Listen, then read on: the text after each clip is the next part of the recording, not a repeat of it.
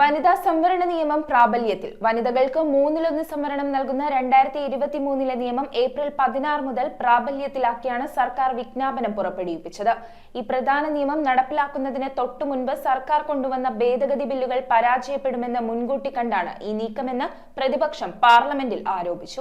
ഏറെ നാളത്തെ കാത്തിരിപ്പിനൊടുവിൽ 2023 വനിതാ സംവരണ നിയമം പ്രാബല്യത്തിലാക്കി സർക്കാർ ഉത്തരവിറക്കി. ഇക്കഴിഞ്ഞ വ്യാഴാഴ്ച രാത്രിയാണ് ഇത് സംബന്ധിച്ച വിജ്ഞാപനം പുറപ്പെടുവിച്ചത്. ഇതോടെ നിയമസഭകളിലും ലോക്സഭയിലും സ്ത്രീകൾക്ക് 33% സംവരണം നൽകുന്ന നിയമം ഏപ്രിൽ 16 മുതൽ പ്രാബല്യത്തിലായി. എന്നാൽ ഈ പ്രധാന നിയമം വിജ്ഞാപനം ചെയ്യുന്നതിന് തൊട്ടുമുൻപ് സർക്കാർ ലോക്സഭയിൽ അവതരിപ്പിച്ച ഭേദഗതി ബില്ലിനെ ചൊല്ലി പാർലമെന്റിൽ വലിയ പ്രതിഷേധമാണ് ഉയർന്നത്.